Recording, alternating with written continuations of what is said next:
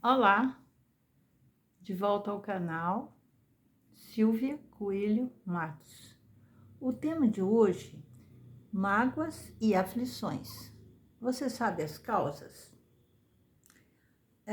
Um problema de doença, um diagnóstico inesperado, um amigo que parte, outros com doenças terminais, uma discussão que poderia ser evitada, uma ofensa recebida. Tudo isso acaba provocando aflições, sofrimento, dores. Por vários motivos, nós podemos fazer aflitos em outros dores e sofrimento. Por que tanto sofrimento, afinal, ao redor de nossos passos? Por que uns nascem na miséria e outros na opulência? Porque para uns tudo dá certo e para outros não dá. Estas são algumas dentre as muitas questões que acabam ficando sem resposta lógica quando analisamos a vida do ponto de vista de uma única encarnação. Agora, vamos olhar a vida numa perspectiva mais ampla e obteremos respostas para todas essas dúvidas.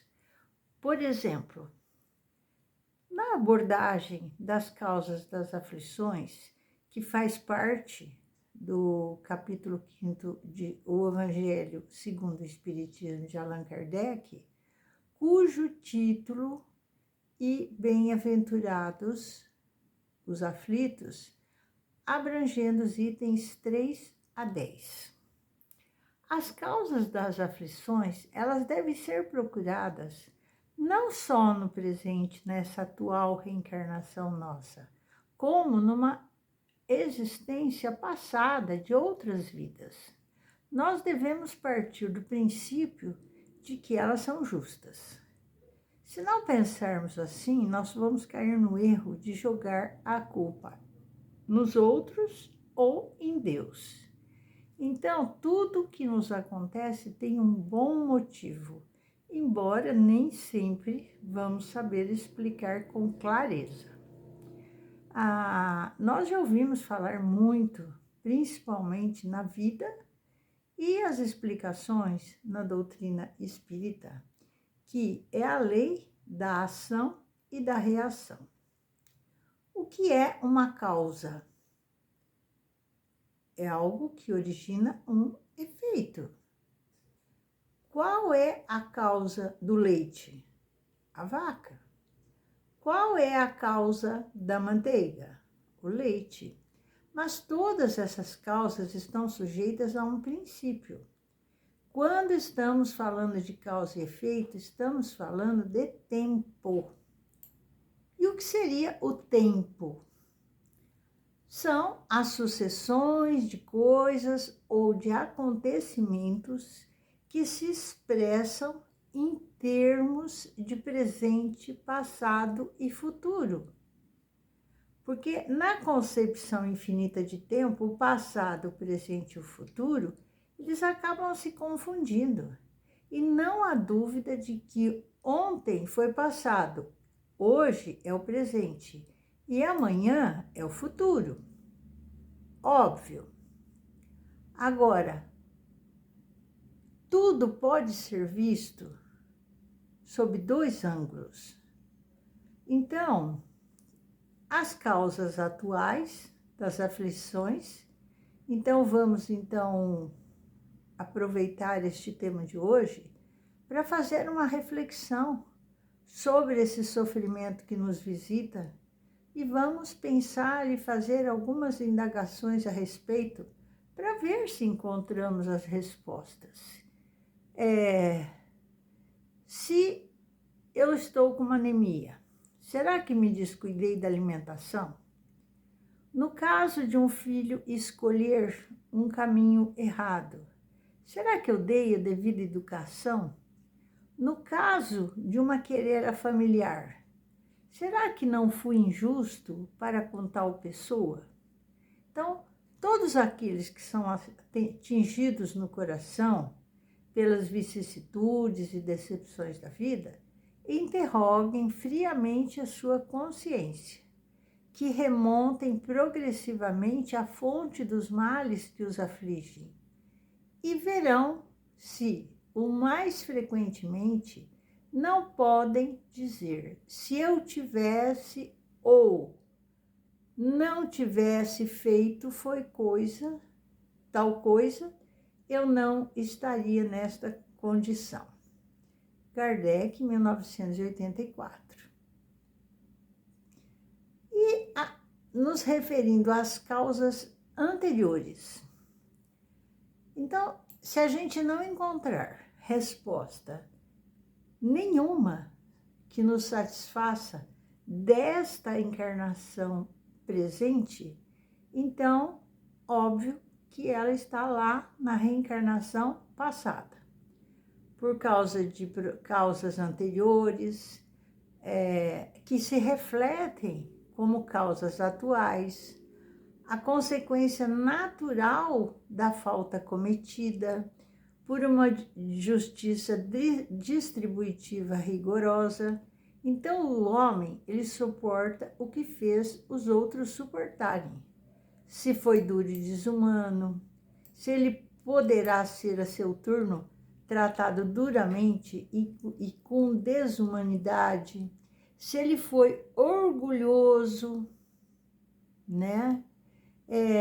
Ele poderá nascer em uma condição humilhante, se ele foi avarento, egoísta, se ele fez mau uso da fortuna, ele poderá sim ser privado do necessário na vida de hoje. Se ele foi mau filho, ele poderá sofrer com os próprios filhos. Isso vamos localizar em Kardec, 1984, na página 74. A regra básica, nós devemos procurar a origem dos males nesta mesma encarnação. Não encontramos os indícios? Então recorremos a uma outra, a uma anterior, né? E mesmo tendo o esquecimento do passado, fica-nos sempre uma lembrança, uma intuição. E na visão espírita, como se explicaria a justiça das aflições? Porque a dor não é um castigo, é uma contingência inerente à vida, cuja atuação visa a restauração e o progresso.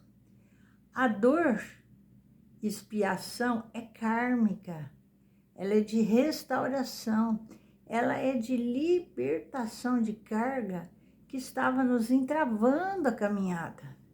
É reajuste perante a vida, reposição da alma no roteiro certo. O merecimento. Um exemplo clássico da doutrina está na história da pessoa que perdeu o dedo, mas deveria ter perdido o braço. Essa história ela foi retratada pelo espírito Hilário Silva, no capítulo 20 do livro A Vida Escreve, psicografado por Francisco Cândido Xavier e Valdo Vieira, no qual ele descreve o fato de Saturnino Pereira, que ao perder o dedo junto à máquina de que era condutor, se fizera centro das atenções. Como Saturnino, sendo espírita e benévolo para com todas as pessoas, pode perder o dedo? Como é que é isso? Parecia um fato que ia de encontro com a justiça divina.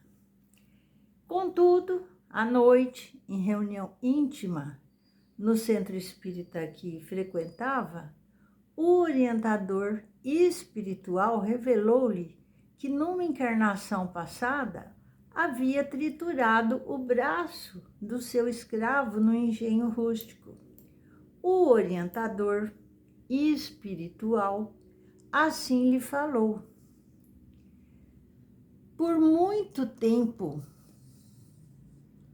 no plano espiritual, você andou perturbado, contemplando mentalmente o caldo de cana enrubescido pelo sangue da vítima, cujos gritos lhe ecoavam no coração por muito, muito tempo, e você implorou a existência humilde em que viesse a perder no trabalho o braço mais útil. Mas você, Saturnino, desde a primeira mocidade, ao conhecer a doutrina espírita, né, que já estava aí no caminho do bem, você vem trabalhando, esmerando-se no dever. E ele ouviu o seguinte: regozije-se, meu amigo, você está pagando em amor o seu empenho à justiça. Deus Todo-Poderoso, que está vendo aí as nossas misérias, dignai-vos ouvir favoravelmente o pedido que vos faço nesse momento.